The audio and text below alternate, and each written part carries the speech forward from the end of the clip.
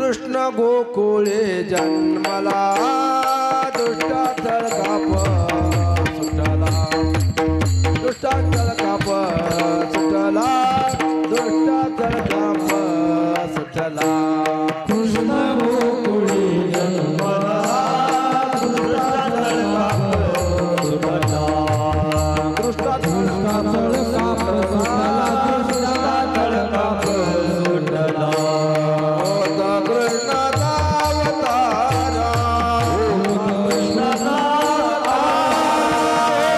कृष्णाचा अवतार होता कृष्णाचा अवतार होता कृष्णाचा अवतार आनंद करते घरोघर आनंद करते घरोघर आनंद करते घरोघर होता कृष्णाचा अवतार आनंद करते घरोघर आनंद करते घरोघर आनंद करते घरोघर सदा नाम वाचे गाते प्रेमे आनंदे नाचते प्रेमे आनंदे नाचते प्रेमे आनंदे नाचते गाते प्रेमे आनंदे नाचते प्रेमे आनंदे नाचते प्रेमे आनंदे नाचते होता कृष्णाचा अवतार होता कृष्णाचा होता कृष्णाचा अवतार होता कृष्णाचा अवतार होता कृष्णाचा अवतार आनंद करते घरोघर आनंद करते घरोघर आनंद करते घरोघर होता कृष्णाचा अवतार आनंद करते घरोघर आनंद करते घरोघर आनंद करते घरोघर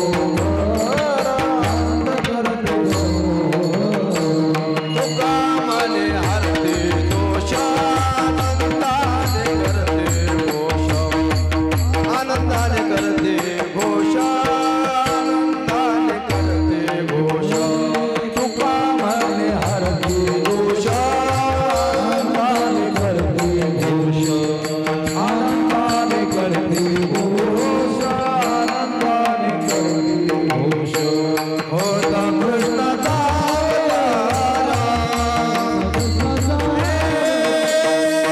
कृष्णाचा होता कृष्णाचा अवतार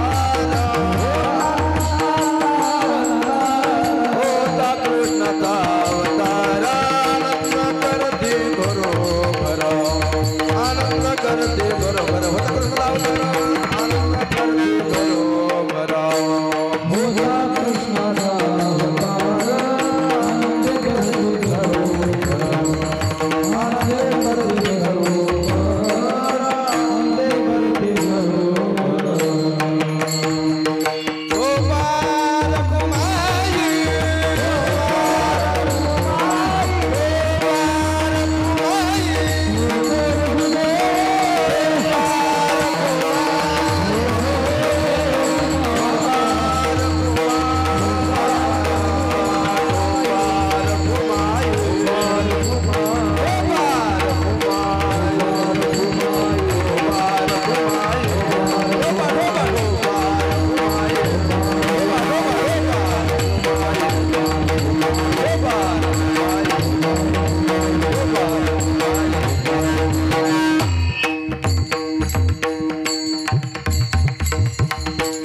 हरिभक्त पारायण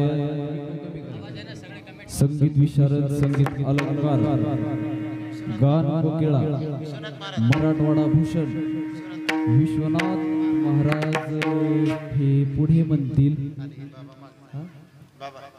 आणि त्यांना साथ करतील शरद महाराज नारायणगड संस्थांचे टाळकरी.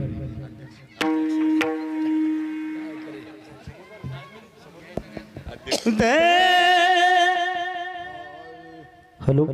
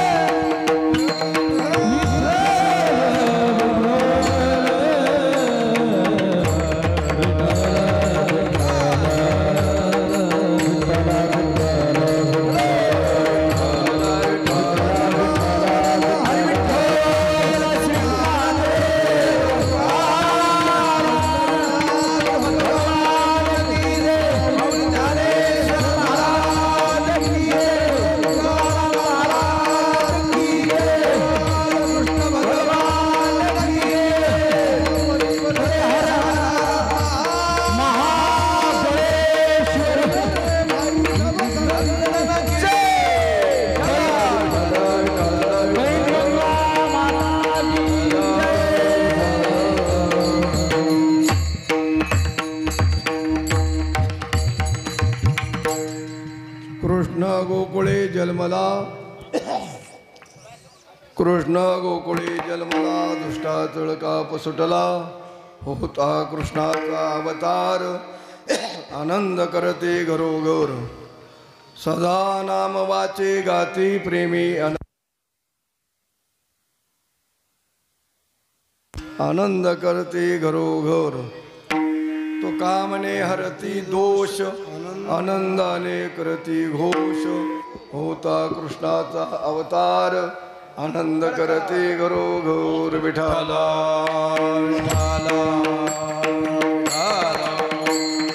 विठाला विठाला विठाला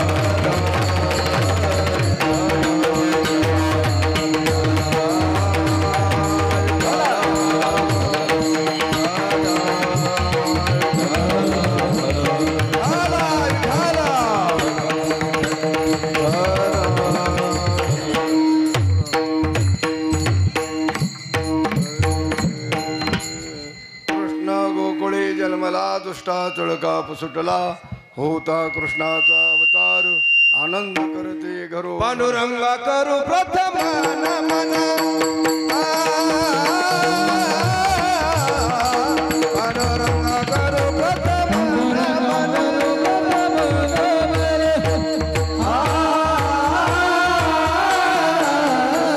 पांडुरंगा करू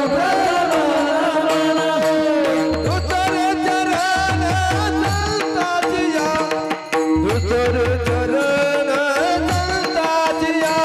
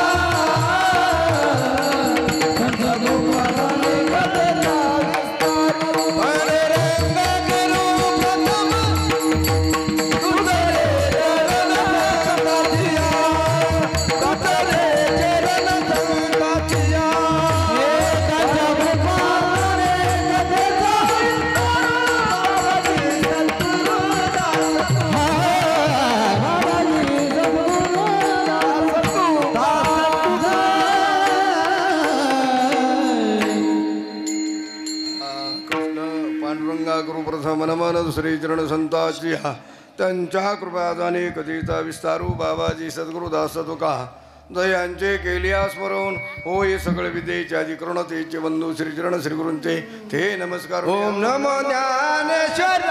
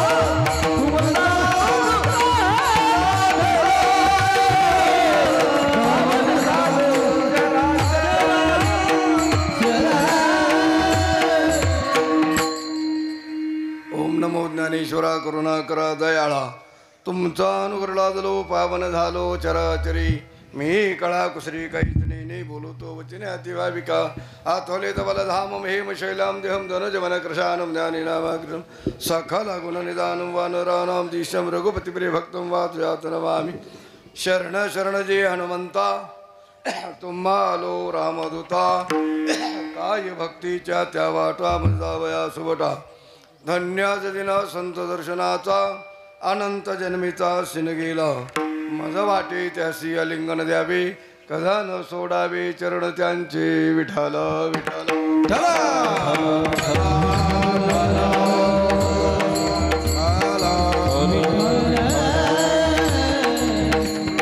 गोकुळे जन्मला दुष्टा तुळका पसुटला होता कृष्णाचा अवतार आनंद करते घरोघर प्रस्तुत प्राप्त प्रसंगी कीर्तन रूपी सेवे करता निवडलेला अभंग महान भगवत भक्त वैरागीचे महामेरू विश्ववंदन विश्वभूषण जगद्गुरु तुकाराम महाराजांचा सर्वांच्या परिचयाचा आजच्या कीर्तन रूपी सेवे करता निवडलेला अभंग जगद्गुरु तुकाराम महाराजांचा असून 4 चरणाचा असून काल्याच्या प्रसंगाचा आहे. विठ्ठल विठ्ठल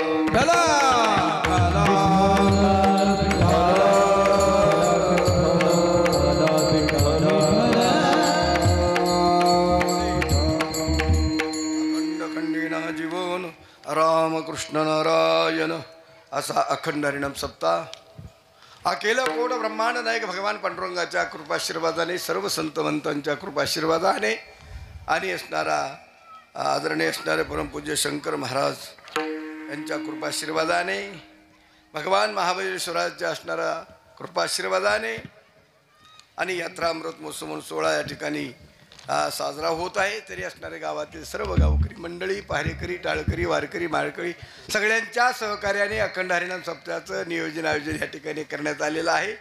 तसेच संगीत श्री रामचरित्र मानस कथा सप्ताह ज्ञानेश्वरी पारायण आणि ज्यांच्या कुशल मार्गदर्शनाने अखंड हरिनाम सप्ताहाचं नियोजन आयोजन आहे असे आदरणीय असणारे वंदनीय शंकर महाराज शेषराव महाराज तर सप्ताहातील सर्व गावकरी मंडळी सहकार्याने व गुरुवर्य शंकर महाराजांच्या कृपाशीर्वादाने श्री शेषराव महाराज यांच्या मार्गदर्शनाखाली संपन्न होत आहे. तरी असणारी गावातील सर्व गावकरी मंडळी, टाळकरी वृंद, गायनाचार्य, मृदंगाचार्य, वादनाचार्य, ऐकणारे वंदनीय सज्जन सद्भक्त आणि माता माऊली, आपल्या सर्वांच्या आशीर्वादाच्या बलावर अतिशय धावत्या वेगामध्ये संकल्पित वेळामध्ये या ठिकाणी सेवा होईल. सर्वांना हात जोडून एकच नम्रतेची विनंती राहील की जय विठ्ठल होस्तर कुणी जागा सोडायची नाही. विठाला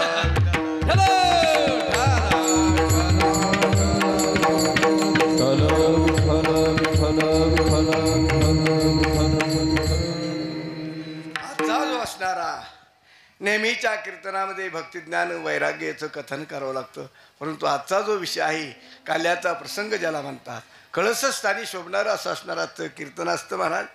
तरी असणारे सर्वजण आपल्या गावातील मंडळी सर्व हजरच आहेत आणि काल्याचा प्रसंग म्हणलं म्हणजे त्या ठिकाणी असणारा नेहमीच्या कीर्तनामध्ये भक्तिज्ञान वैराग्य. पण आजचा जो विषय आहे ते भगवान परमात्म्याने काय चरित्र केलंय त्याचं नुसतं उच्चारण करायचं.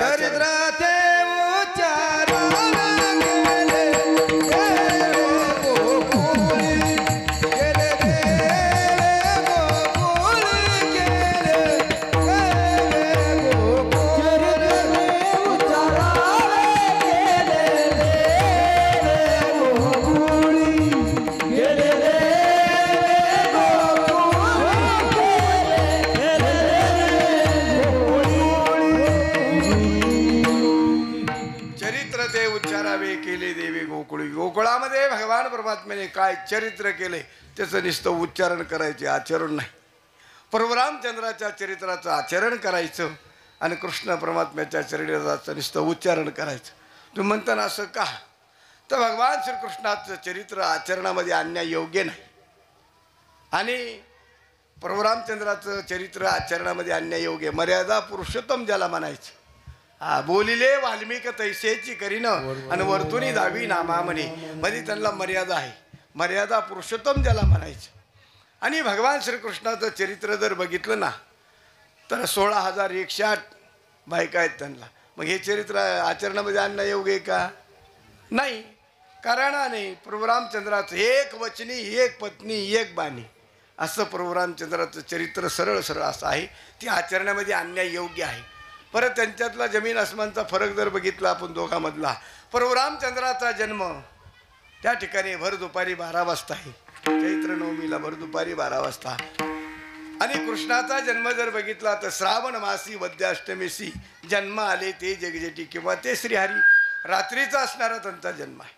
रात्र आणि दिवस ह्याच्यामध्ये फरक आहे. कृष्णाचा जन्म बंदीखान्यात आहे, प्रभू रामचंद्राचा जन्म राजवाड्यात आहे. राजवाडा आणि बंदीखाना एवढा मोठा फरक आहे महाराज. म्हणून असं असणारा, पण ऐकणारे श्रोत्यांनी कधी असा विचार गैरसमज करायचा नाही. आपण त्यांची बराबरी करायची नाही. तो का म्हणे नटधारी आणि भोग भोगोनी ब्रह्मचारी, त्यांची आपण बराबरी करायची नाही. ते भगवान परमात्मा आहेत, ते काही करू शकतात महाराज. त्यांची बराबरी आपण करायची नाही. पण आपण काही माणसं त्यांची बराबरी करायला. एक ठिकाणी एका असणाऱ्या एका ग्रस्ताने महाभारत ऐकलं. श्रावण महिना चालू होता, कथा ऐकायला जायचा रोज. महाभारत ऐकलं. महाभारत ऐकल्याच्या नंतर आपल्या पत्नीला म्हणला, अरे म्या महाभारत ऐकलंय. ती म्हणली आनंदाची गोष्ट आहे, तुम्हाला देवदेवाचा नाद लागला, आनंदाची गोष्ट आहे. चांगलं आहे, बरं झालं म्हणले. महाभारत ऐकलं ते आनंदाची गोष्ट आहे, चांगले संस्कार आहेत म्हणले, काही हरकत नाही. ते म्हणलं पण म्या महाभारतामध्ये असं ऐकलंय. म्हणले काय ऐकलंय? म्हणले भगवान श्रीकृष्ण परमात्म्याला 16,108 बायका आहे म्हणतात. म्हणले हो आहेत ना. म्हणले मग म्या जर 2-4 केलं तर तुझा काय अडचण? ते म्हणले मला काहीच अडचण नाही, पण म्या सुद्धा पांडव प्रताप ऐकले म्हणले. म्या सुद्धा काय ऐकलंय? पांडव प्रताप ऐकले म्हणले. मग भगवान श्री त्या ठिकाणी असणारा पांडव प्रताप ऐकल्याच्यानंतर द्रौपदीला 5 मालक आहेत म्हणले. मग कसं करायचं? म्हणलं तुझं राहू दे माझं राहू दे. मग डोकं लावायचंच काम नाही. कारण त्या ठिकाणी त्याच्यामध्ये देवाकडं आपण कधी डोकं लावायचं नाही. नुसतं चरित्र काय आहे त्याचं नुसतं उच्चारण करायचं, आपलं काम झाल्याशिवाय राहत नाही. विठाला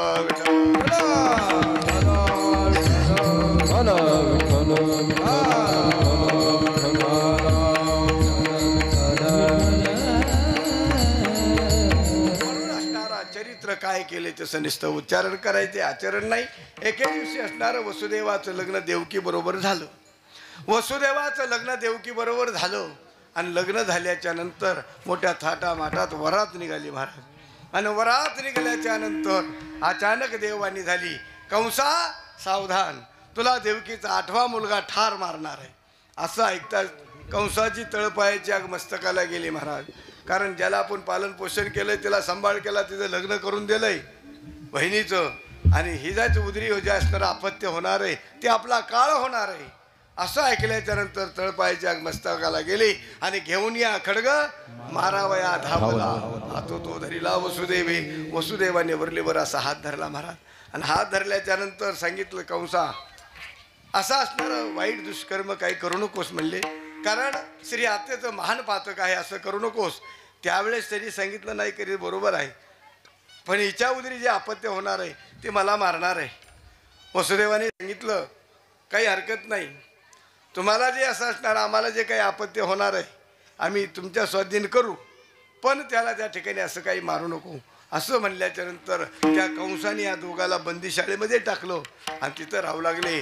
पुढं चालून असणाऱ्या त्यांना प्रथमतः जे अपत्य झालं ते त्यांनी सांगितल्याप्रमाणे, वचन दिल्याप्रमाणे टोपलीमध्ये ते घेतलं ते बालक आणि त्या ठिकाणी कंसाकडे आला.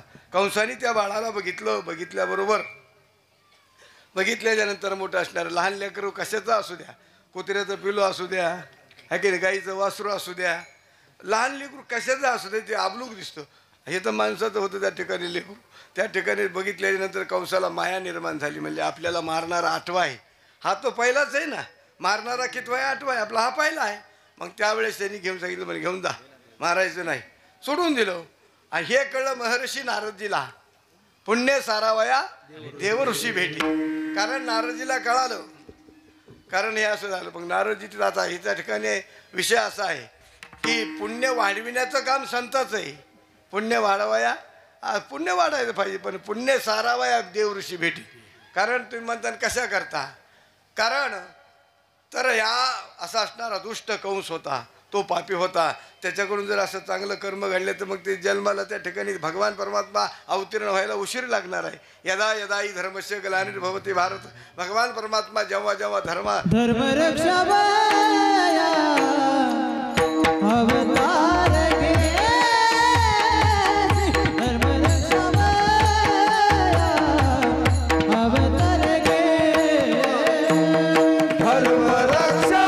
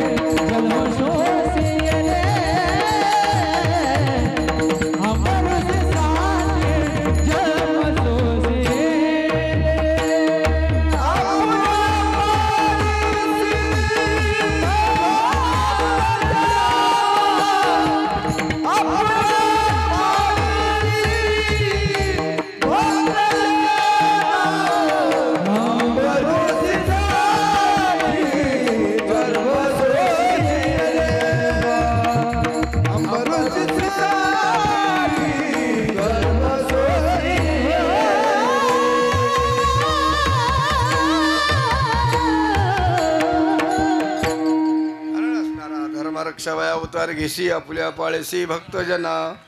कारण असणार अंबरशीसाठी गर्भ सोसिएले दुष्ट निर्जाळलेले किती एक दुष्टाचा नाश करण्याकरता त्या ठिकाणी अवतीर्ण होत असतात भगवान. पण मग हे ज्याकडून जर असा दुष्ट असणारा कंस आहे, मग याच्याकडून जर असं चांगलं कर्म जर घडलं तर मग देव अवतार घ्यायला उशीर होईल ना.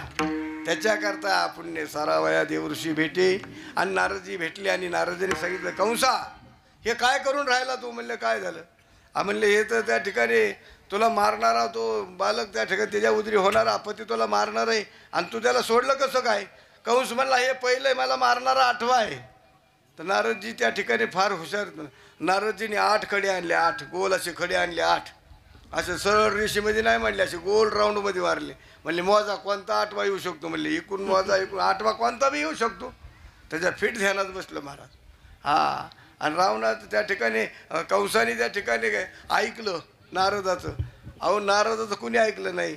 एके दिवशी रावण सुद्धा महर्षी नावावर, नारद महर्षी असणारे नारदजी त्या ठिकाणी फिरत होते. त्यांच्याकडे फिरत फिरत रावणाची भेट झाली. रावणाने नारदाला विचारलं माझा उद्धार कसा होईल. त्यावेळेस नारदाने विचारलं तुझा एकट्याचा उद्धार करायचा सगळ्या कुळाचा. तुम्हाला माझ्या कुळाचा उद्धार झाला पाहिजे.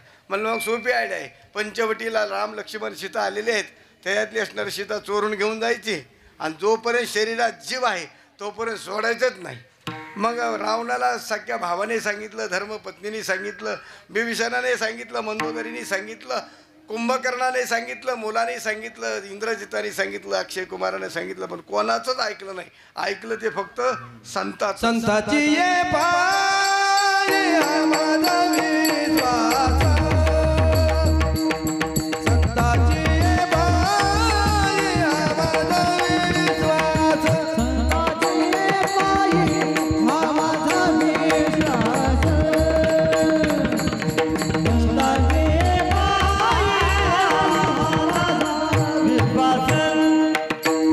सर्व भावनात झालो ज्याचा. सर्व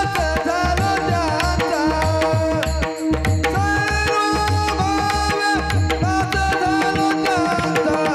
त्याची माझे हित करीत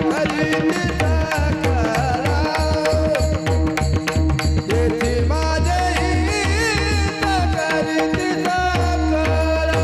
त्याची माझे हित करीत साकारा. त्याची माझे हित करीत साकारा. म्हणून असणारा सांगितले संताचे पायी हा माझा विश्वास. सर्व भावे दास झालो त्यांचा. तेची माझे हित करीती सकळ जेणे हा गोपाळ कृपा करी.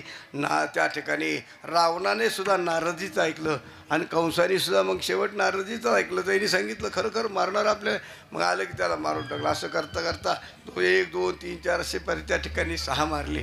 7व्यांदा योगमायाने त्या ठिकाणी रोहिणी उदरी त्या ठिकाणी गर्भ नेऊन घेतला. 8व्यांदा भगवान परमात्मा अवतीर्ण होणार. त्यावेळेस सर्व असणारे देवदेवता त्या ठिकाणी मथुरामध्ये हजर झाले महाराज. सगळं पुष्पांचा वर्षाव विमानाची दाटी. पुष्पांचा वर्षाव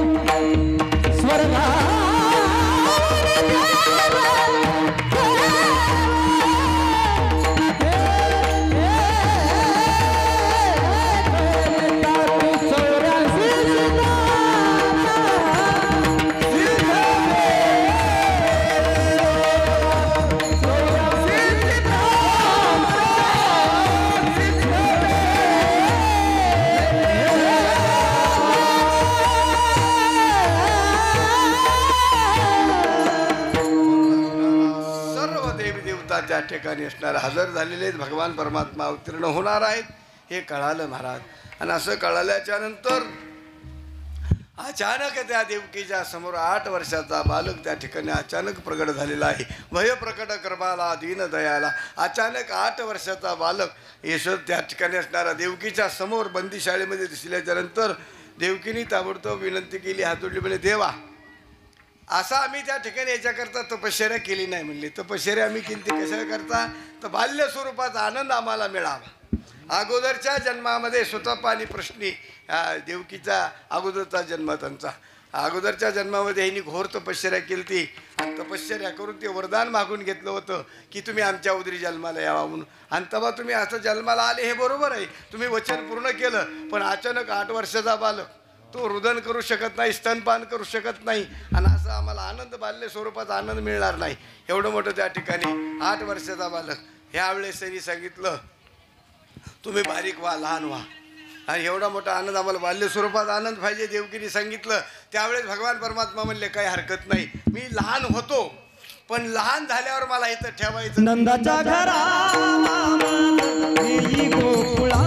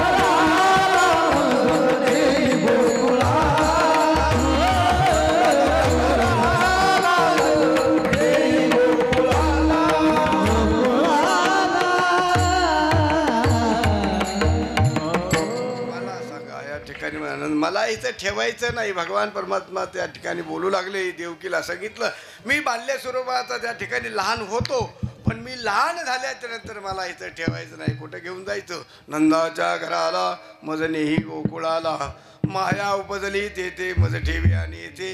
आता इथं शंका निर्माण झाली महाराज. शंका अशी निर्माण झाली आपला अभंग आहे कृष्ण गोकुळी जन्मला आणि इथं त्या ठिकाणी सांगतात नंदाच्या घराला मजनेही गोकुळाला. मग शंका निर्माण झाली की नाही? मग भगवान परमात्मा नेमकं अवतीर्ण झाले कुठं? त्यावेळेस तसं आपण हिंगोलीहून गाडी लागली समजा, हिंगोली बीड गाडी लागली समजा, हिंगोली बीड गाडी एस टी. तर हिंगोली बीड गाडी लागल्याच्या नंतर तर हिंगोलीहून निघल्याच्या नंतर औंढा नागनाथ रस्त्याला लागतं. परभणी मार्गे जायचं म्हणल्यावर हिंगोलीहून गाडी लागली, बीडला चालली तर रस्त्यामध्ये औंढा नागनाथ लागलं. तर औंढा नागनाथाचं मोठं असणारं शिवरात्र पर्व काय असं होतं, इथूनच गाडी फुल झाली ना एस टी. लक्ष दिलं तर ते ध्यानात येतं बरं का उदाहरण. मग इथून माणूस त्या ठिकाणी हिंगोलीमधून एक ग्रस्त बसला आणि फुल झाली गाडी, इथून बसला माणूस आणि गाडीमध्ये येंगला. आणि मग त्या ठिकाणी असणारा औंढा नागनाथला जरा यात्रा स्पेशल गाडी होती पुढं ती जाणारी पुढं, तर यात्राचे लोक लई मोठे त्या गाडीत बसले आणि औंढा नागनाथला ती गाडी बरीच मोकळी झाली. आणि तिथं मोकळी झाल्याच्या नंतर एक ग्रस्त तिथं सीटावर बसला. त्यावेळेस कंडक्टर साहेबांनी त्या बसणाऱ्याला विचारलं कुठून बसले मामा? कंडक्टर साहेबांनी विचारलं मामा कुठून बसले? म्हणलं इथूनच बसलो. कंडक्टर साहेब म्हणले मामा किती खोटं बोलतात. अहो मी हिंगोलीमधून तुम्हाला यांतानी बघितलं, तुम्ही इथून बसले म्हणजे एवढं का म्हणून खोटं बोलतात?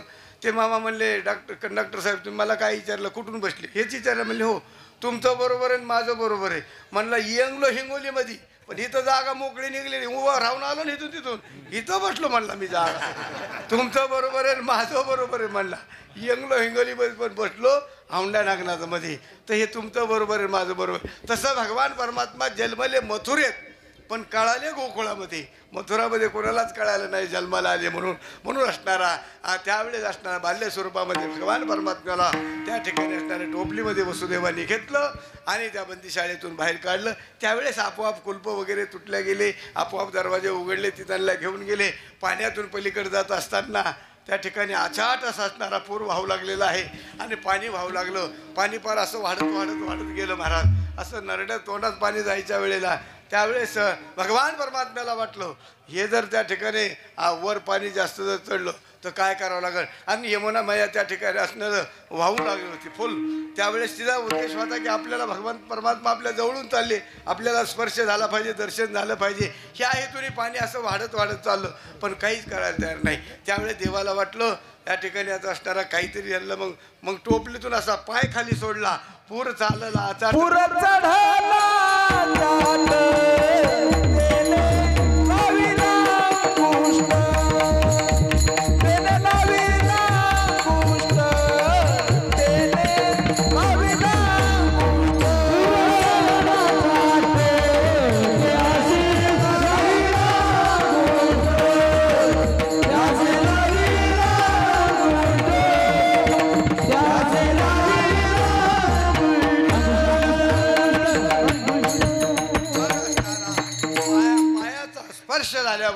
सर्पांनी असणारं दुभंग झालं. भगवान परमात्म्याला पलीकडल्या कडीला घेऊन गेले.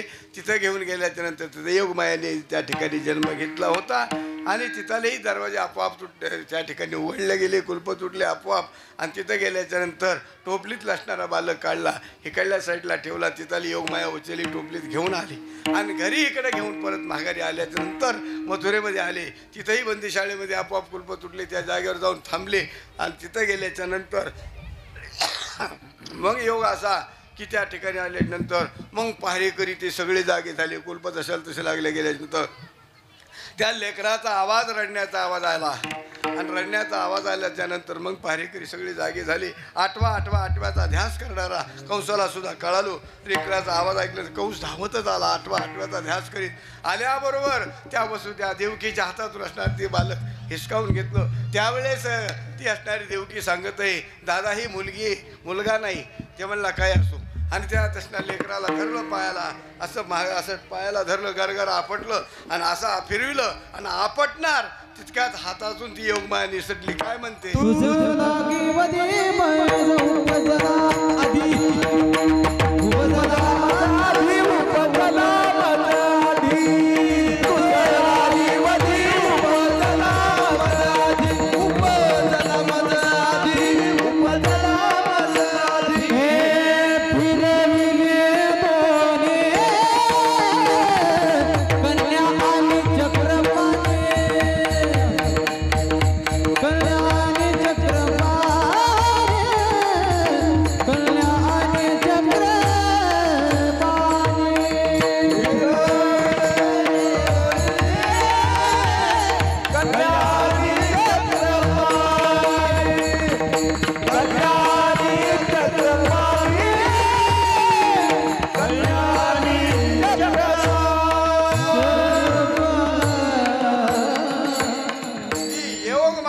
कंसाच्या हातातून निसटली. ती योगमाया काय म्हणते, कंसा सावधान, तुझं लागे वदीन उपजला मजादी. तुझा जो वध करणार आहे तो माझ्या आधी जन्माला आला आणि तो असणारा गोकुळामध्ये वाढत आहे. असं म्हणल्यास तळपायाच्या मस्तकाला गेली महाराज.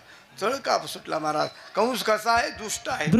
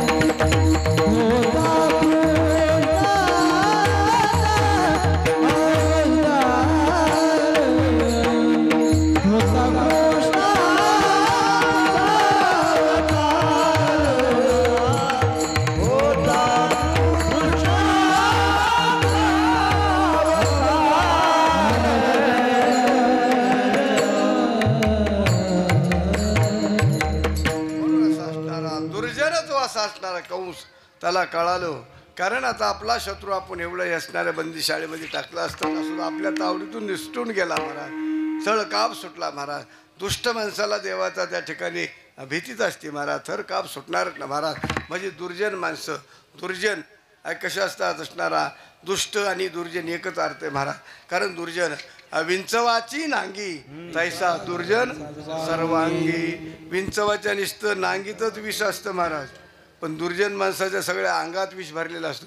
ते उघडलं की सगळं चांगलं कामच होत नाही कोणाला. बघा तुम्ही, एक ठिकाणी अशा 2 स्कॉर्पिओ गाड्या 2 फुल भरून आल्या, फुल, आणि गावामध्ये आल्याच्या नंतर पहिली गावामध्ये चावडी असायची. चावडी, त्या चावडीवर 2-4 रिकाम टेकडे बसलेलेच असायचे. चावडीवर आल्याने ते गाडी बघितलं, म्हणले राम राम राम राम. कोंकडं आलं ते. त्यांनी विचारलं ते फलाण्या रस्ता कुठे हो, त्या माणसाचं घर कुठं आहे, मग घराकडे जायला रस्ता विचारला त्या गाडीवाल्याने चावडीतल्या बसणाराला. चावडीवाल्याने लवकर ते बसलेले होते चावडीत, त्यांनी लगेच रस्ता सांगितला नाही. ते म्हणले काय काम आहे त्यांच्याकडं. नाही काम काय. ते म्हणले काय काय असं त्यांना भेटायचे. अहो म्हणले काम सांगा, मग आम्ही तुम्हाला रस्ता सांगतो. ते म्हणले काही नाही, त्यांच्याकडे मुलगा होता, आमच्याकडे मुलगी आहे, त्या लग्नाच्या सोयरे संबंधीने आलतोच म्हणले. हे म्हणले बाज गड्या तुम्हाला दुसरीकडे सोयरे कोणी भेटले का नाही. ते पोरगा आणि ते बापन लेक एकाच पत्त्याच्या डावावर असते, एकाच गेला असं दोघं पियते. तर काय खरं बाबा. आणि त्या पोराला तर शनिवारी तर घोरं येत आहे बाबा. आता कशाला गाडी तिथूनच वळाली गेली माघारी. तिथं याला दुर्जन माणसं म्हणतात महाराज. विंचवाची नांगी तैसा दुर्जन सर्वांगी. आणि म्हणून असणारा दुष्ट असतात. विंचवाची नांगी तैसा दुर्जन सर्वांगी. विंचवा असतो महाराज. आणि विंचवा पिढी नांगी त्याचा दोष त्याच्या अंगी. विंचवाला त्रास का. विंचू दिसल्याच्या नंतर माणसं पाया पडतात का. विंचू असा बघितल्याबरोबर असा दिसला की नुसते काहीतरी बघितलं की त्याला मारणार धरून, त्याला सोडणार नाही का. त्याची नांगी अशी वरच आहे ना, नांगी वरच आहे महाराज. आणि ती नांगी वर असे. तसं दुर्जन माणसाच तसं आहे महाराज. काही काही माणसं परमार्थामध्ये सुद्धा तो का म्हणे सत्य कर्मा व्हावे साह्य तुलिया भई नरका जाणे. सत्कार्यामध्ये सहकार्य केलं पाहिजे महाराज. अखंड हरिनाम सप्त्यामध्ये कथामध्ये कोणताही नकार शब्द नसला पाहिजे. हां बरं चला असं करावं लागेल, बरं हो करू, असं करावं, तसं हो होच म्हणायचं नाही. शब्द कसं करायचं म्हणलं की होच म्हणलं पाहिजे. कसं करायचं, हे असं करायचं तसं करायचं लगेच हो म्हणलं पाहिजे. नाही तर उपयोग काय महाराज. काही काही माणसाला कसं आहे नुसतं म्हणायचं, पण सत्कार्यामध्ये सहकार्य पाहिजे महाराज. पण काही माणसाचा स्वभाव असा आहे महाराज. आणि दुसऱ्याला जो खड्डा केलेला असतो तो आपल्यासाठीच असतो. तुम्हाला सांगतो तो खड्डा आपल्यासाठी असतो. एके दिवशी काय झालं, 7-8 जण मुलं एखाट्या 8-10 जण म्हणले, आपण 10 जणांची टीमच धरली ती. म्हणले आपण जाऊ, अमरनाथ यात्रा चालू आहे म्हणले, अमरनाथ यात्रेला जायचं. म्हणले काय हरकत नाही. मग आता इथून आपल्याला रेल्वे कोणतं जवळ आहे, हिंगोलीला जायचं आहे. मग इथले 10-12 पोरं म्हणजे 10 जण पोरांची टोळी जमली. म्हणजे आपण अमरनाथला जाऊ. म्हणजे काय हरकत नाही. म्हणजे कुठं आता हिंगोलीपर्यंत जावं लागेल आपल्याला रेल्वेमध्ये बसून. मग त्यांनी इथून एक गाडी किरायनी केली. आणि गाडी किरायनी केल्याच्या नंतर ते गेले हिंगोलीला. आणि तिथं गेल्याच्या नंतर ही गाडी माघारी पाठवून दिली ती गाडी. आणि ही 8-10 जण त्या रेल्वे प्लॅटफॉर्मवर उतरले बरं का. रेल्वे प्लॅटफॉर्मवर उतरल्याच्या नंतर मग ते बघू लागले गाडीचा रस्ता. मग ती तिकडे जाणारी अमरनाथला जाणारी गाडी तिकूनच फुल भरून आली. दुसऱ्या स्टेशनवरच तिकून त्याच्या अगोदरच्या स्टेशनवर आली, फुल भरून आली गाडी. म्हणले अरे बसायला तर जागा नाही. ते म्हणले, एक जण म्हणला मी सांगत तसं ऐकतान का. म्हणले तुझ्याच मागं सगळे, आणि तू सांगते तसं. ते सर्व गुण संपन्न होता. 36 गुणी होता, 36 गुणी. फक्त 2 गुण कमी होते त्याला. सर्व गुण संपन्न होता पण 2 गुण कमी होते. कोणते, स्वतःला कळत नाही एक, आणि दुसऱ्यांनी सांगितलेलं ऐकत नाही एक. एवढेच 2 गुण कमी होते, नाही तर सगळे गुण होते त्याच्याकडे. आणि सर्व गुण संपन्न असा. आणि ते म्हणले मी सांगत तसं ऐकताना. म्हणले होतो यात मागं आम्ही सगळे. म्हणले सांग. म्हणले 10,000 रुपये घ्या इकडं. हे 10 जण होते. 100 रुपये जमले, 10,000 रुपये घेतले. तो म्हणला बसा इथं, मी आता आलो इथून. आणि त्या रेल्वे प्लॅटफॉर्मवर असा फिरत फिरत चालला. जनरल स्टोअरचं दुकान बघितलं त्या रेल्वे प्लॅटफॉर्मवर. तो मोठा डुप्लिकेट एक साप दिसला. साप असा डुप्लिकेट होता पण दिसायला असा ओरिजिनल सारखा लटकेल. केवढ्याला म्हणले, किंवा म्हणले 60 रुपयाला. त्याला दिले 60 रुपये. 40 रुपये खिशात घातले. पहिल्यापासून गावात तसंच वातावरण होतं. उरलेले पैसे खिशातच घालीत होतं. ते कोणाला त्याला सवय लागलेली पडले वळण इंद्रिया सगळा त्याला वळण बसलेलं. तरी ते पैसे खिशात घातले. 40 रुपये 60 रुपयाचा साप घेतला. आणि म्हणला मी सांगत तसं ऐकायचं. म्हणले तुझ्याच मागं आम्ही. ह्यानी सगळ्यात पाठीमागं चालता डबा बघितला. मागं आले. म्हणले मी या माझ्या मागं. म्हणले मी सांगत तसं कर. म्हणले हो. आता मला सांग, आपल्या कीर्तनामध्ये एखादा जर माणूस मोठ्याने आरडला मोठ्याने विनाकारण मोठ्या आरडल्याच्या नंतर विक्षेप होतो ना कीर्तनामध्ये, नाही म्हणणार का? म्हणले आपण 10 जण आहेत, महागालच्या कडेला जाऊ आणि खिडकीमध्ये साप त्याने असा धरला, असा गमजात गोंधळला आणि हळू जिकडे तिकडे बघितलं आणि महागालच्या साईडला गेला. म्हणले मी म्हणलं की तेव्हा लगेच सगळ्यांनी सगळं आडायचं. ह्यानी खिडकीत हात घातला महागालच्या डब्यामध्ये, सगळ्यात पाठी महागालचा, आणि असं ते डब्यातून तो असा सापमध्ये सोडला आणि मोठ्याने आले, साप साप. 10 जण सकाळी एखादा आरडले का डबा मोकळाच ना. म्हणले कोणाला मोर वाटते, सगळे बाहेर पळाले, सामान त्यांचं मधीच, पण बाहेर पळाले सगळे. बाहेर पळाल्याच्या नंतर बॅगा वगैरे सगळ्या मधी, पण मरायची भीती सगळ्याला. आणि हे 10 जण मधी चालले, ह्यांना माहिती होतं साप डुप्लिकेट आहे. ह्यांनी मध्ये गेल्याच्या नंतर मधलं सामान जे होतं, कोणाची बॅग सुटकेस काय सगळं बाहेर देऊन टाकलं. म्हणले नाही तर ह्याच्यासाठी पोलीस येते ना आपल्याकडं. सगळ्या सुटकेस वगैरे बाहेर देऊन टाकल्या, बॅग बिग सगळं, कोणाचं काय सामान ठुलं नाही, फक्त ह्यांचंच पिशवण काय असते ते 10 जण. आणि म्हणले घ्या दरवाजे लावून, खिडक्या बिडक्या लावले, पॅक झाले. म्हणले आता आपण 8-10 जणातच डबा घेऊन जायचं. म्हणले कोणाला सांगत नाही, गव्हर्नमेंटला फशीत होतं काय आपण, दुसरं सरकारला फशीलं तर काय अडचण. म्हणले सरकारला काय कमी, आपल्या जीवावर सरकार मोठं झालेलं आहे. म्हणला काय नाही, आपल्या 10 जणातच डबा. बसले, खिडक्या दरवाजे लावून घेतले, खिडक्या दरवाजे लावून घेतल्याच्या नंतर म्हणले जा, आणि बसले धिंगाणा करून, थकले होते, बसले तसेच झोपले, बसले तसेच झोपले. आणि झोपल्याच्या नंतर विठाला विठाला कुंडली कवरदारी विठ्ठल माऊली ज्ञानेश्वर महाराज की जय, जगद्गुरु तुकाराम महाराज की जय, जय महाबळेश्वर भगवान की जय, माता की जय.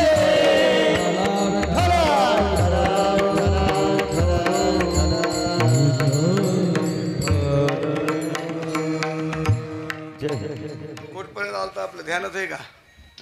ते त्या डब्यामध्ये शिरले, आणि डब्यामध्ये शिरले, दरवाजे लावून घेतले, आणि धिंगाणं करून थकले होते, बसले तसेच झोपले. सकाळीच उठले, उठल्याबरोबर दरवाजा खिडक्या उघडून बघितलं. म्हणले Hingoli railway station. Hingoli railway station म्हणलं काय मिळेल रे, आपण रात्री बसलोत ना रे.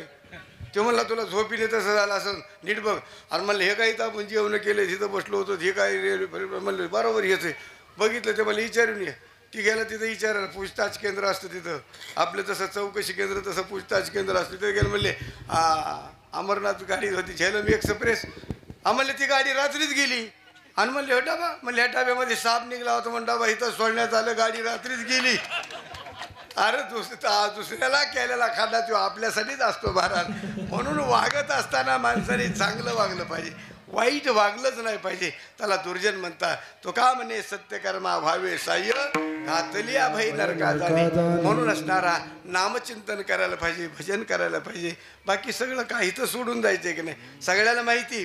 मी हमेशा कालभरच त्या ठिकाणी सांगितलेलं आहे, कुणीच कोणाचं नाही महाराज. म्हणून आपल्याला मनुष्यजन्म मिळाला ना, देवाचं भजन करायला पाहिजे, नामचिंतन. पण माणसं भजनच करत नाहीत ना महाराज. भजन केलं पाहिजे. काही एक ग्रामीण भागातला विषय महाराज, कारण भजन केलं पाहिजे. परमार्थ करणारा, मुलं पारमार्थिक होते, म्हातारा पारमार्थिक नव्हता. मुलं पारमार्थिक होते पण म्हातारा पारमार्थिक नव्हता. पण मुलांनी ऐकलं होतं, अंतकाळी ज्याच्या, मी म्हणतो जन्मल्यापासून मरेपर्यंत देवाचं नाव नाही घेतलं तरी चालतं, पण मरतानी देवाचं नाव मुखाला आलं पाहिजे. अंतकाळी ज्याच्या नाम आले मुखा, तुका म्हणे सुखा पार नाही. मरतानी देवाचं नाव मुखाला आलं पाहिजे. म्हणून रोज काकडा, हरिपाठ, भजन ही कसं करता करायचे, शरीराला वळण बसण्याकरता. अजामिळ पापराशी नामे नेला वैकुंठाशी. अजामिळाने जन्माल्यास कधी मरेपर्यंत देवाचं नाव घेतलं नाही, पण मरतानी देवाचं नाव त्याच्या मुखाला आणतो, म्हणून त्याचा उद्धार झालता. तसं मुलांनी ऐकलं होतं. मुलांनी काय ऐकलं होतं की नाम जप यायला पाहिजे, मरतानी देवाचं नाव आलं पाहिजे. पण त्यांना माहिती आपलं म्हातारं काही देवाचं नाव घेत नाही, आणि आपल्याकरता एवढी मोठी इस्टेट कमवून ठेवली, त्याचा उद्धार झाला पाहिजे. मुलांना काळजी लागली. मग मुलांना घेऊन तर विचार. मग एक जण माणूस भेटला, म्हणले मी सांगतो तसं करा, म्हाताऱ्याचा उद्धार होईल. म्हणले काय करावं लागेल, म्हातारं ज्या खोलीमध्ये झोपलेलं आहे त्या कॉटवर एक उशी जरा जास्त द्यायची डोक्याला, असं येतं असं करायचं, उशी जास्त द्यायची डोक्याला, आणि त्यांच्या समोरासमोर धान्याची थप्पी टाकायची. थप्पी म्हणजे सोयाबीन असो, तूर, मूग काय असेल ती धान्याची थप्पी टाकायची. आणि चालता चालता एक गोणी अशी पोत्याने फाडायची, अशी चाकूनी ते फाडायची ते गोणी. पोतं फाडल्याच्या नंतर मग म्हातारं बघितलं लय म्हातारं हिताचं आहे, संसाराला ते हुशार होतं लय, देवदेव करीत नव्हतं पण संसाराला हुशार होतं. म्हणजे मग म्हातारं खोद म्हणणार ते पोतं शिव शिवरात्र जवळ आलती, शिव शिव शिव शिव म्हणल्यावर देवाचं नाम चिंतन होईल, त्याचा उद्धार होईल. म्हातारं हात गायला आलेलं होतं, आता त्या ठिकाणी मारण्याच्या झाडात आणि शिव करण्याकरता आपण नाही ऐकल्यावर करायचं शिव पोतं शिव म्हणे ह्या मरण देह सुटन, ह्याचा उद्धार होईल. सोपी आयडिया. तसंच केलं.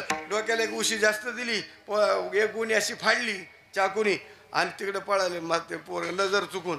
आणि ते धान्य गाळायला लागल्यावर म्हातारं त्यांना वाटलं आता म्हातारं म्हणीन पोतं शिव, पण म्हातारं लय खोडीचं. म्हातारं म्हणलं हे गाबड्या तेवढं पोतं टाचेव म्हणलं, पण शिव म्हणलं नाही. कारण बहुत सुकृताची जोडी म्हणून विठ्ठली आवडी. हे कुणालाही भगवंताचं नामचिंतन होत नाही महाराज. हे नामचिंतन घेण्याकरता बहुत सुकृताची जोडी. जन्मोजन्मी बहु बोल केले, जन्मोजन्मी बहु बोल केले, जन्मोजन्मी बहु बोल केले, जन्मोजन्मी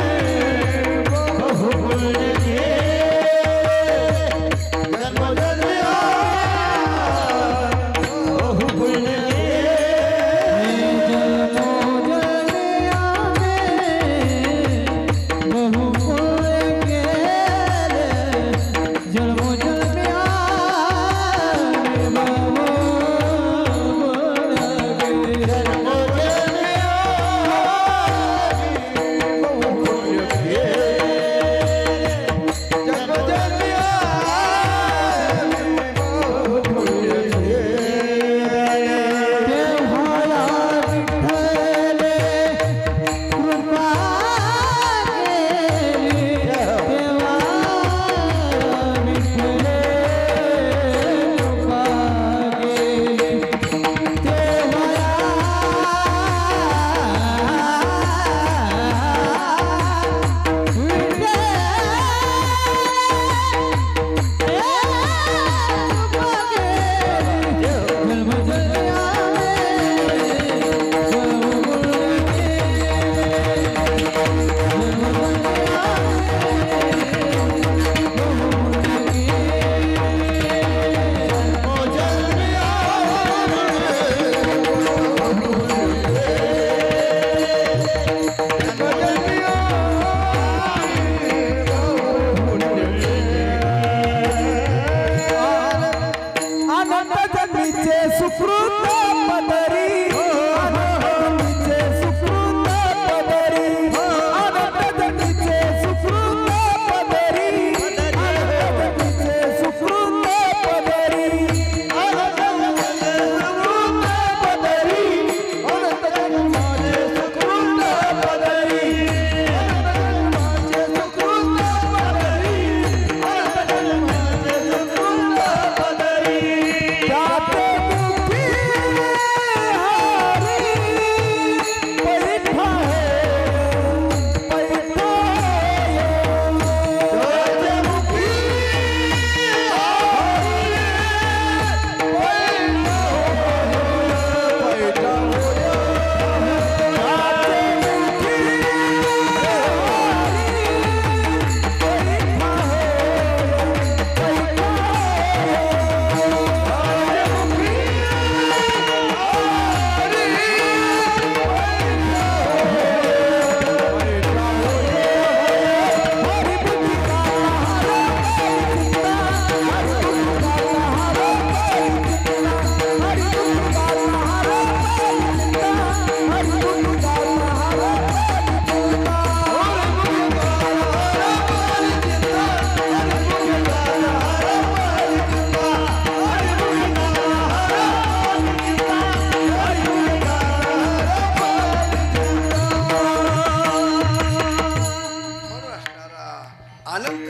त्या ठिकाणी पदरामध्ये असणारं पुण्य असलं पाहिजे, त्यावेळेस आपल्या मुखामध्ये नामचिंतन होतं, इतर जन्मामध्ये नाही. म्हणून त्या ठिकाणी असणारा की तसं त्या ठिकाणी असणारा नंदबाबाच्या घरी इकडे असणारा दुष्ट कंसाई त्याला चळकाप सुटला होता. कृष्ण गोकुळी जन्मला दुष्टा चळकाप सुटला. आणि पुढल्या चरणामध्ये सांगतात होता कृष्णाचा अवतार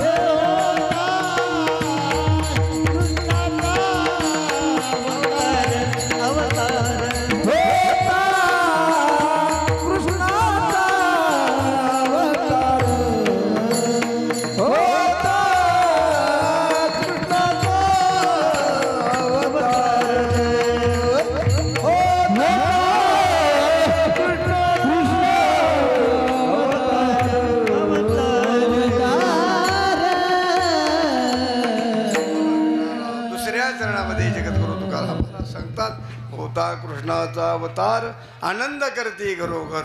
नंद बाबाच्या घरी ज्या ठिकाणी ज्यावेळेस भगवान परमात्मा अवतीर्ण आले, जन्माला आले, कळाल्याच्या नंतर नंद के घर आनंद भयो जे कन्हैया लाल की.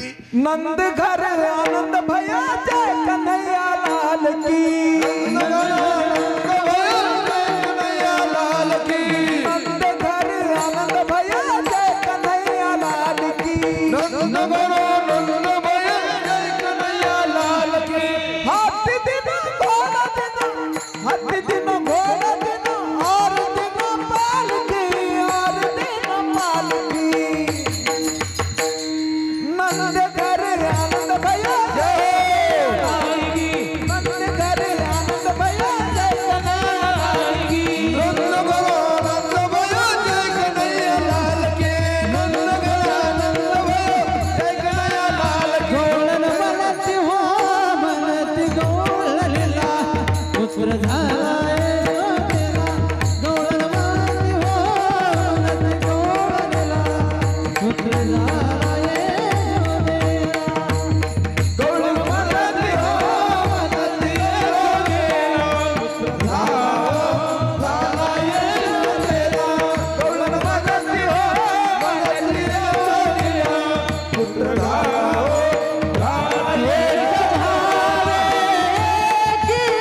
पुढे ताटी वाटी सुंदवणे.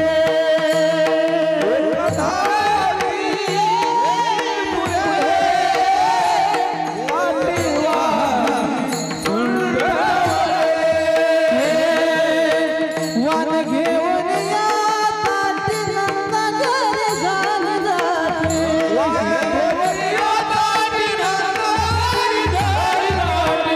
ऐसी गरबला झाली दास झाली झाली. गौळण मनती हो मनती गौळ लीला पुत्र झालाय सोनेला. गौळण मनती हो मनती गौळ लीला पुत्र झालाय सोनेला. मनती गौळ लीला झाला हो झालाय सोनेला. गौळण मनती हो मनती गौळ लीला पुत्र झालाय सोनेला.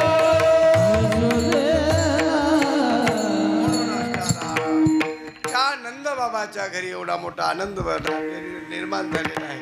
आनंद एवढा निर्माण झाला, गवळण सांगती गवळणीला, गवळी म्हणती गवळणीला पुत्र झाला यशोदेला. आणि त्या ठिकाणी सजून धजून चालू लागलेले आहे.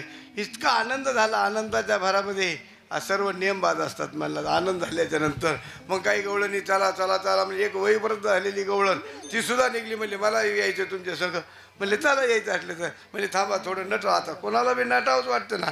मग नटून धजून त्या ठिकाणी थांबा म्हणले मी येते. म्हणले या लोक आम्ही पुढे चालतो. तवरक त्या वहीपर्यंत गवळण होती, तिने सुद्धा हा सामान्य सगळं तिथे असणार ते पुतळ्या डोळला सगळ्या पैदल कमराला कमर फटा. पुतळ्या डोळला सगळ्या पैदल कमराला कमर फटा. नाका धनत घालून मी सगळा दान बाट करुनी, सगळा दान बाट करुनी. नेसल ग चालू पैठणीचा. नेसल ग चालू पैठणीचा.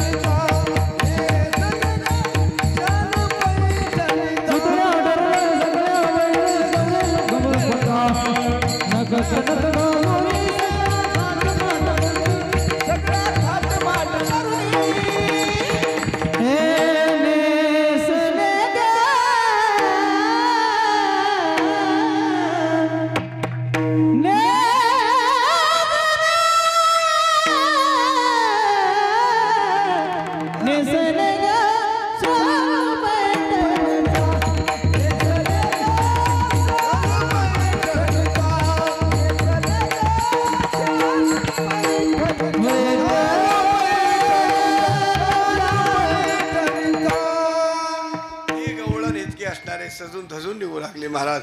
आणि गडबडीमध्ये त्या ठिकाणी मेकअप करत असताना गवळणीने, त्या गवळणीने मेकअप करत असताना काय केलं महाराज बरं का, आनंद होता. आणि आनंदाच्या भरामध्ये थांबा थांबा मला येऊ द्या, मी यायला लागले, थांबा थांबा.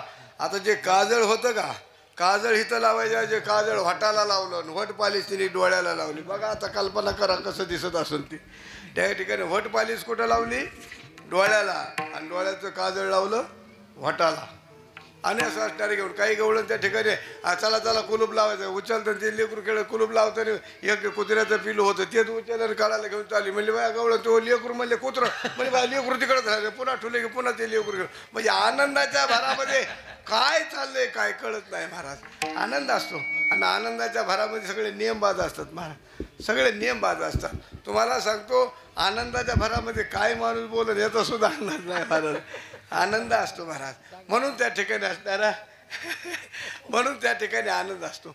तसा आनंद झालेला आहे आणि आनंदाच्या भरामध्ये म्हणून नंद के घरी आनंद भयो जय कन्हैया लाल की म्हणून असणार आनंद. हा दुसऱ्या चरणामध्ये ते सांगतात नंदाच्या घराला मध्ये नाही गोकुळाला कृष्ण गोकुळे जन्मला दुष्टा चळका पसुटला होता कृष्णाचा अवतार आनंद करते घरोघर. तिसऱ्या चरणामध्ये सदा नाम वाचे सदा नाम वाचे सदा नाम वाचे सदा नाम वाचे सदा नाम वाचे सदा नाम वाचे सदा नाम वाचे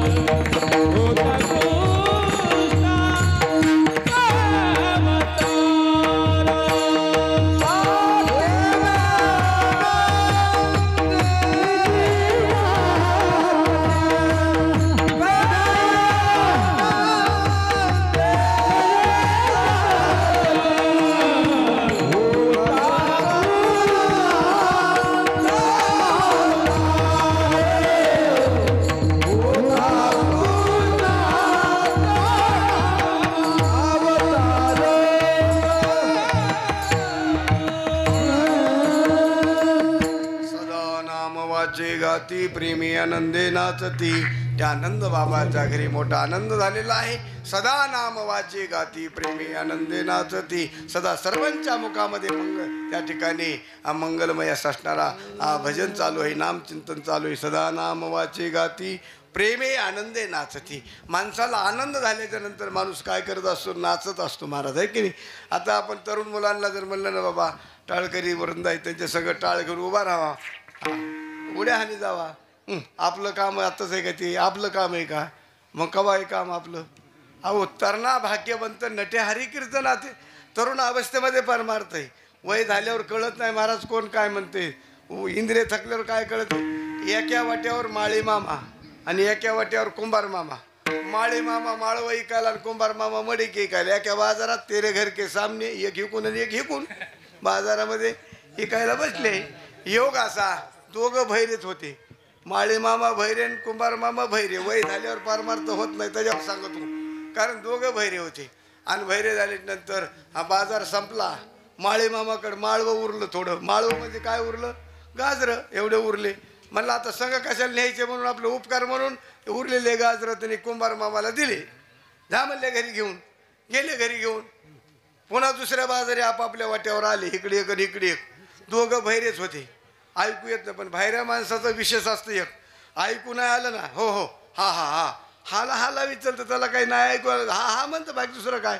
मग कुंभार मामाने माळी मामाकडे बघितलं. ते खोनीला कसं काय इकडे एक आणि इकडे एक वाटा लांब लांब अंतर होता, ऐकू येत नव्हतं दोघाला. बाजार भरलेला इकडे एक आणि इकडे एक. तर कुंभार मामानी माळी मामाकडे बघितलं, बाबा काय म्हणतोय माळी मामा, पण ऐकू येईना ना तिकडून इकडं, ते लांब होतं असे. तर असं कोणी बघितलं तर संदर्भ लावला मनानेच कुंभार मामानी. गेल्या बाजारी आपल्याला गाजर दिल तेव्हा कुंभार मामा माळी मामानी. कुंभार मामा म्हणतोय गेल्या बाजारी आपल्याला माळे मामाने काय दिलं तर गाजर दिल ते. मग त्या गाजराचंच काहीतरी विचारतो, काय केलं कसं काय विचारतो काय नाही, असं मनाने ह्यांनी संदर्भ लावला. पण माळे मामाने हे कोणी विचारलं, कुंभार मामा पोरं बाळ बरे आहेत का, पोरं बाळ बरे आहेत का. हे म्हणला शिजून खाल्ले, शिजून उकडून खाल्ले. ते एक म्हणला की ते एक ऐकतो. ह्याला म्हणते वय झाल्यावर पार मारत होत नाही, तरुण अवस्थेमध्ये पार मारते. हा तरुण मुलाने सुद्धा कथेची सामुग्री देह अवसानावरी, देह अवसानावरी, देह अवसानावरी. कथेची सामुग्री देह अवसानावरी,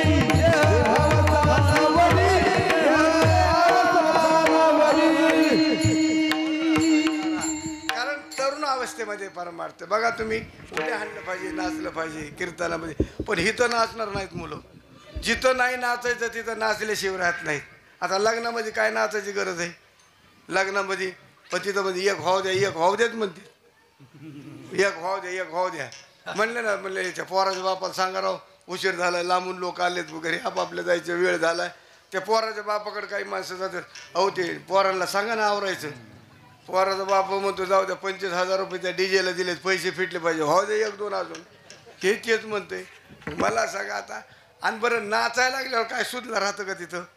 नाचायला लागल्यावर तिथं बघा तुम्ही सगळे पेलेलेच असतात, सगळे माल वाढलेले माणसं असतात लग्नामध्ये. मग मला सांगा की ज्याचं लग्न जमलंय त्याची दोस्त आधीच त्याला भेटते. रे आपलं वराड दुसऱ्या गावात जाणार आहे, आपला पारण्यात तिथं काढावा लागतो, तिथले माणसं कोणी पारण्यात सामील होणार नाहीत. आपले पोरं असं जोडून राहिले पाहिजे. मग त्यांना 10-5 खर्च केल्याशिवाय कसं मजा येईल पारण्याला. ते म्हणलं बरं आहे डीजेला पुढं नाचायला उड्या. म्हणले मग आता माल वाढल्याशिवाय नाचता येत नाही. मग 10-15 रुपये आधीच घेऊन बाटल्या भेटल्या आणून. आता पोरं लय हुशार निघले.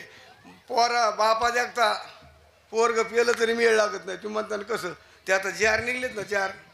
पहिलं तरी बाटल्या बॉक्स त्या गाडीमध्ये ठेवायचे पाणी ओतून, पण आता नाही, ते जार आहे. त्या जारमध्ये बाजूला नेऊन बाटल्या पाणी वाचायचं, किती झाकण लावून चल लवकर गार पाणी पिपारण्या काढायचं, चल गार पाणी पिपारण्या काढायचं. आता काय बाबा हे मला माहिती नव्हतं. मी एक ठिकाणी म्हणले भाई मला गार पाण्याचं गेला सांगतो, मला बाबा तुमचं काम नाही म्हणून मला माहीत पडलं महाराज. मग मला सांगा आता माल वाढल्यावर मग नाचता येतं का. प्याल्यावर नाचायला येत नाही ना. फुल प्याल्याच्या नंतर आनंद असतो, पण नाचायला कुठे येते. प्याल्यावर नाचायला गेला तर नाचता येत नाही. कमरापासून खाली हालत होतो, वर बंद होतो, वर हालत होतो, खाली बंद होतो. नाचायला लागल्या कमरापासून खाली नाचायला लागला, वर बंद, निस्ता असा करणार.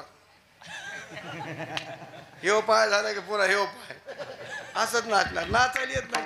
आणि वर नाचायला गेला खाली बंद, वर निसतं. हे काय नाचण्याची पद्धत आहे का काय. आनंद आहे बरोबर, पण नाचण्याची पद्धत बरोबर नाही ना. आनंद घालायचा. सदा नाम वाचे गाती, प्रेमे आनंदे नाचती, होता कृष्णाचा अवतार, आनंद करते घरोघर. पुढल्या चरणात तुका हारती दोष, तुका हारती दोष,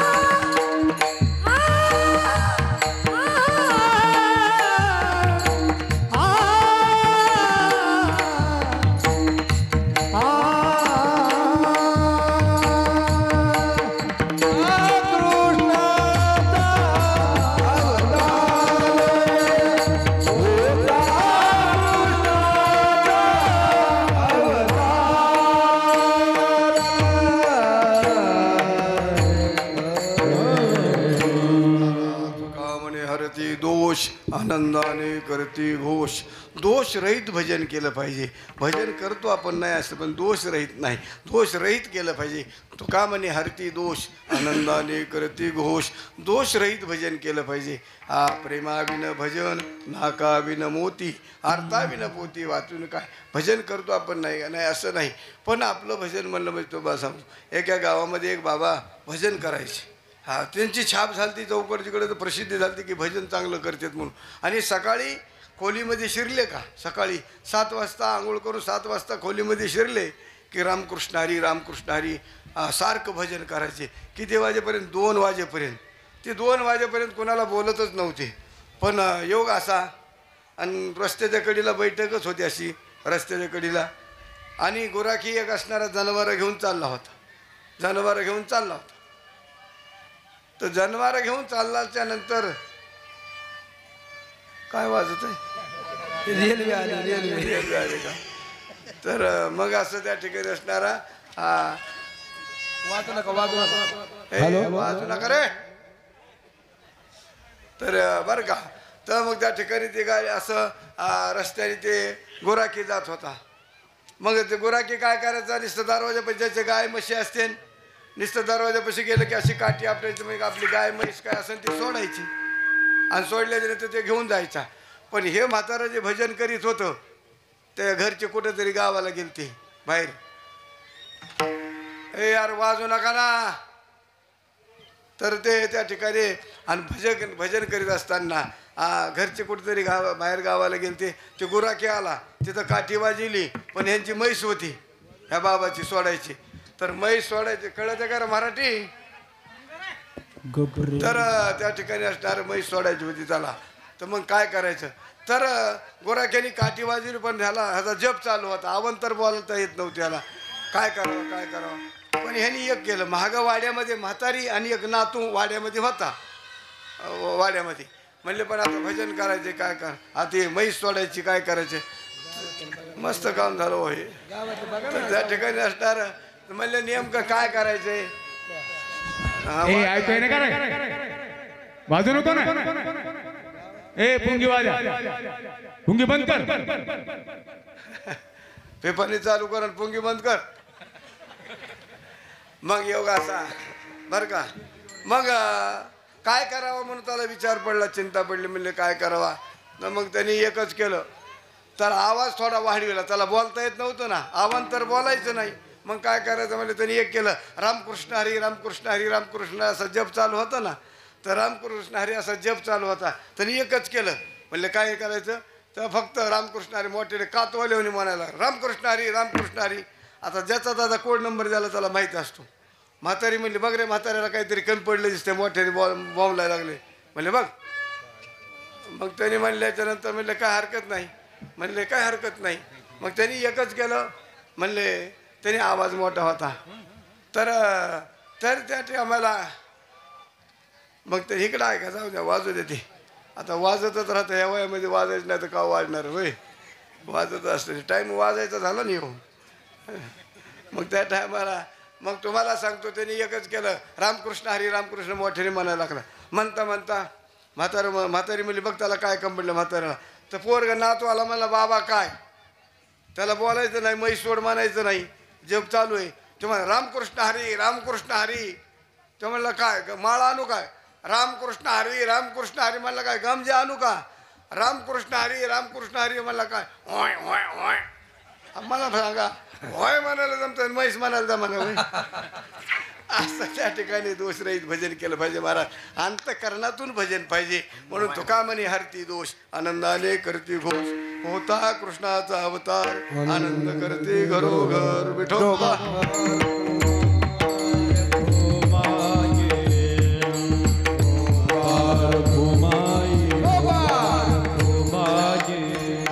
अतिशय धावत्या वेगामध्ये संकल्प धुळामध्ये या ठिकाणी सेवा केली. करतही जाता जाता या ठिकाणी असणारा 10च मिनिटामध्ये असणारा काल्याचा प्रसंग सांगायचा आणि कीर्तन सेवा पूर्ण करायची. म्हणून असं असणारा भगवान परमात्मा रांगत असताना सुद्धा लीला करू लागला. रांगत रंगणे चरण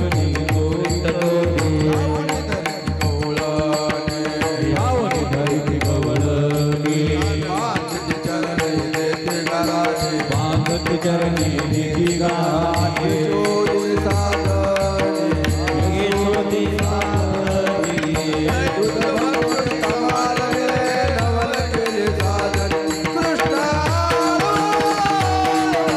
वरतुळी वाटे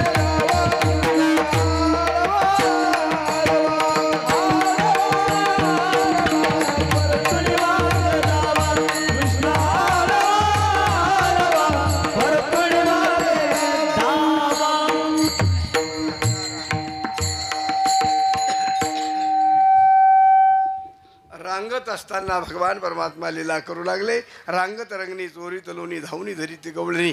बाल्यावस्थामध्ये भगवान परमात्मा लीला करत आहेत. त्यांच्या लीला म्हणलं म्हणजे त्या ठिकाणी महीपत्र सिंधू वाटे समुद्राची शाही केली आणि पृथ्वीचा कागद केला. हरी अनंत हरी कथानंता गावई वेद पुराण श्रुती संता. तरी आपल्या त्यांच्या लीला शिल्लक राहतात. म्हणून असं असणार त्यांच्या अनेक असं असणाऱ्या लीला आहेत महाराज. परंतु असणारा आणि सगळे जिकडे तिकडे असणारे मग पुढं मोठे झाल्याच्या नंतर दही दूध लोणी चोरून खाऊ लागले. त्यावेळेस गवळणी त्या ठिकाणी घराने येऊन यशोदा मैयाला सांगू लागल्या भगवान परमात्मा फार खोड्या करत आहे. आणि खोडे करण्याचं ते वय असतं. आता आपण किती सांगितलं वाजू नका वाजू नका, ते वाजलीशी राहतात का? ते खोडीचा तो असणार तो अंग आहे त्यांचं. मग तुम्हाला सांगतो खोडी केल्याशिवाय राहतात. आता लहान लेकराचा स्वभाव आहे. अपंगत बसली महाराज पंगत. अपंगत बसल्याच्या नंतर असं जेवायला बसले आणि मधून रस्ता होता. इकडे एक पडवी होती, इकडे एक पडवी होती पत्र्याची. आणि असा सूर्य इकडे चमकत होता. म्हणले मग बघितलं जेवायला बसले ताटं वाढायच्या आधीच म्हणले असं करा हिकून सूर्य चमकवतो. म्हणले मग ही काढले माणसं इकडे बसा म्हणले सावलीला. मग हिकून उठले महाराज मंडळी, ही काढल्या पडवीमध्ये बसली. पण महाराजांनी एक जॅकेट होतं अंगातलं ते काढून खोटीला लटकिलं होतं. खोटीला जॅकेट काढून खोटीला लटकिलं होतं. आणि मग तिकडल्या कडीला बसले. तिथं वाळू काही ते बांधकाम चालू होतं. हे लेकरं खेळत होते खोडकर की वाळू घ्यायची आणि त्या कोटाच्या खिशात भरायची. किंवा वरले खिशे भरले ते मला कोणाचं लेकरू काय खोड्या चालले ते म्हणावं तरी कोणाला. आता आपण दुसऱ्या गावात आलेलो तरी खिशात भरले. खिशे वरले गज भरले आणि पुन्हा ते आतले खिशे बघायला लागलं भरायला. तितक्यात ना ह्याला सण नाही झालं. तुम्हाला ओ मामा ते काय कोणाचं पोरगं राव म्हणले ते कोटाच्या खिशात माती भरतंय ना. हे म्हणलं ते आमचं नाही आमचे ते बहिणीचं आहे. म्हणलं आमचं पोरगं असलं हिची तर नाही. आमचं पोरगं ते तिकडं तुमच्या बोटात पाणी होती ते म्हणलं. अरे ते बी खोड्याच करतोय ना काय चांगलं वागत आहे का? हे खोड्या करण्याचे लक्षण आहेत महाराज. आणि खोड्या करत असताना आता खोड्याचं काय महाराज. पण खोडीचं औषध मोडायचं त्या ठिकाणी औषध आहे. जित्याची खोड मेलेली जात नाही म्हणते. पण ती औषध असल्यावर जाते. माहिती पाहिजे पण औषध. जित्याची खोड मेलेली जात नाही पण खोड मोडायचं औषध असतं महाराज. औषध ती माहिती पाहिजे आपल्याला. आणि ते विठाला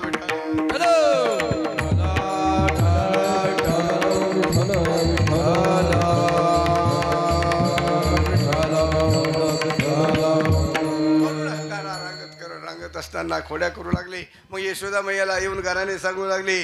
मग यशोदा मैयाने यशोदे कृष्णाला सांगावे गोकुळी राहावे का जावे. सांगितल्यानंतर म्हणजे आता काय करावं इथं ठेवा का जावा काय करावं असं म्हणल्याच्या नंतर म्हणजे हे करायचं काही नाही. मग यशोदा मैयाने कृष्ण परमात्म्याला जवळ बोलून घेतलं. सांगितलं तू आता इथं ठेवायच्या लायकीच नाही. तुला वनामध्ये पाठवायचं गाई म्हशी घेऊन त्या ठिकाणी. त्यावेळेस भगवान परमात्मा म्हणले काही हरकत नाही. आपल्या सवंगड्याला सांगितलं अरे तुम्ही गाया घेऊन सारे गोपाळ रानात या.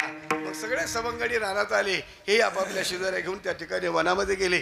तिथं गेल्याच्या नंतर गाई म्हशी चरत आहेत. अशा वेळेला हे असणारे खेळ खेळू लागले. अनेक प्रकारचे खेळ आहेत. विटी दांडू चेंडू लगोऱ्या नाना प्रकारचे. कानोबा खेळ डाव जाऊ नको रडी किती करशील रे कोर घोडी. अनेक प्रकारचे खेळ आहेत. खेळ खेळून थकले. म्हणले आता खेळण्यात मजा नाही. म्हणले आता खेळण्यामध्ये मजा राहिलेली नाही. खांदी भार पोटी भुको काय खेळायचे सुखो. आता खेळण्यात आनंद नाही. आता जेवणाची टाईम झाली वेळ झालेला आहे. म्हणले आता आनंद नाही राहिला. म्हणून त्या ठिकाणी सगळ्याच असणारे एकत्र असणार. म्हणले शिदुरी सगळी एकत्र आणा. आणि दोन वस्तू एकत्र झाल्या म्हणजे त्याला काला म्हणतात. तो का म्हणे काला वैकुंठी दुर्लभ विशेष लाभ हा संता संगे. दोन वस्तू एकत्र झाल्या त्याला काला म्हणतात. दही आणि लाही. तसं खरा जर आध्यात्मिक दृष्टीने जर पाहिलं जीव आणि ब्रह्माचं ऐक्य होणं हा खरा काल आहे महाराज. जीव ब्रह्माचं ऐक्य होणं हा खरा काल आहे. पुन्हा काला नाही. भगवान आपल्याला मनुष्यजन्म मिळाला तो भगवान परमात्म्याचं नामचिंतन करून त्याच्याशी एकरूप झाला. त्याला खरा काला म्हणते. म्हणून हा काला कुठेही मिळत नाही. तो का म्हणे काला वैकुंठी दुर्लभ विशेष लाभ हा संता संगी. हा काला कुठंच मिळू शकत नाही. म्हणून असणाऱ्या संतांच्या सान्निध्यामध्ये हा काला मिळतो. म्हणून संत ज्ञानेश्वर माऊली ज्ञानेश्वर माऊली ज्ञानेश्वर माऊली ज्ञानराज माऊली ज्ञानेश्वर माऊली विठ्ठल जय जय जय विठ्ठल जय विठ्ठल आ बोलिले पुरी देवा पुरी राजमा पराध महाराज नाही विचारला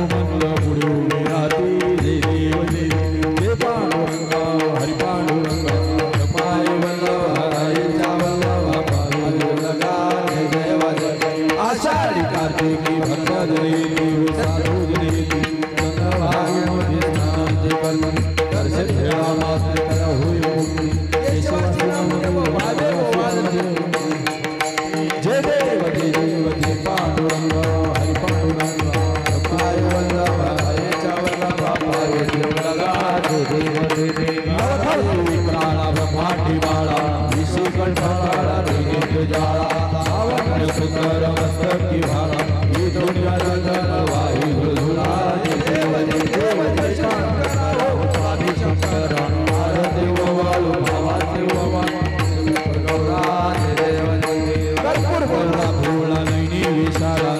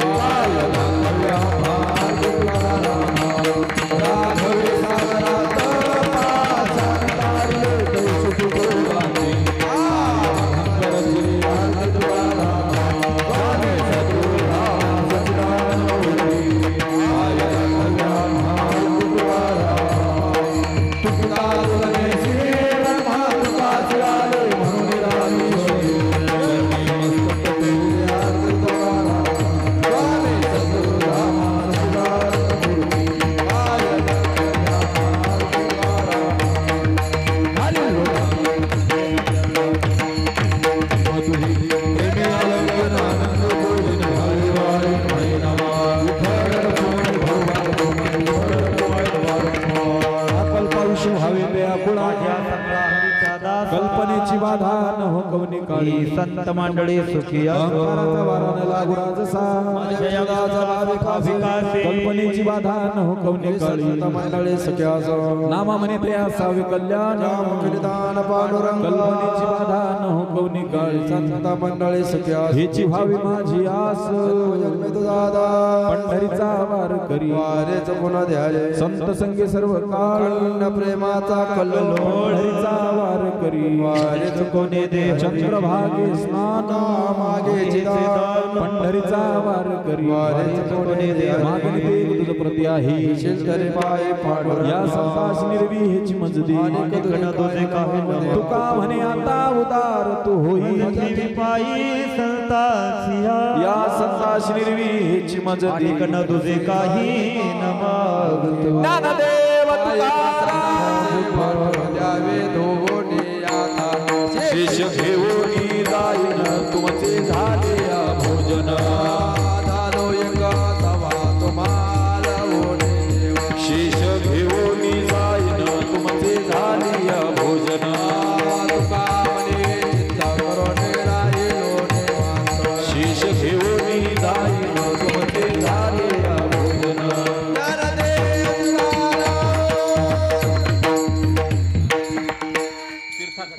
लेने को हरिनाम देने को अन्नदान तरणे को लिंता डुबने को अभिमान याप्रमाणे असणारे आजचे महापंक्तीचे अन्नदाते जे असणारे श्री मुरलीधर उत्तमराव तीर्थ